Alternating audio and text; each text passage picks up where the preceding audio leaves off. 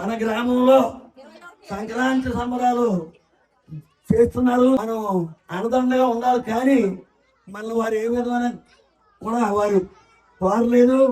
అయినప్పటికీ కూడా ఇందులో భాగం పంచుకోవాలి. ఈ 3 రోజులు ఈ కార్యక్రమం జరుగుతుందంటే వారు ఎంతో ప్రయాసతో విరామం లేకుండా జరుపుతున్నారు.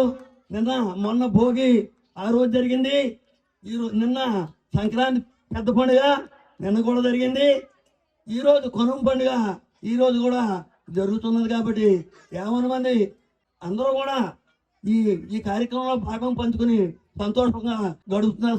సంతోషంగా ఈ సంక్రాంతి సంబరాల్లో పాల్గొని మీ యొక్క ఉత్సుకతను తెలియజేస్తున్నారు. వీరిది మొదటి నుంచి కూడా చెప్పాలంటే రాజకీయ కుటుంబం. అలాగే వారి పెదనాన్నగారు చాలా కాలం గ్రామాన్ని అనేక రకాలుగా ముందుకు తీసుకెళ్లారు.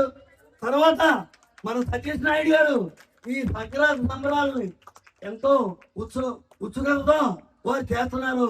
అంచేత వారికి నా యొక్క హృదయపూర్వకమైన ధన్యవాదాలు తెలియజేస్తూ సెలవు తీసుకుంటున్నాను.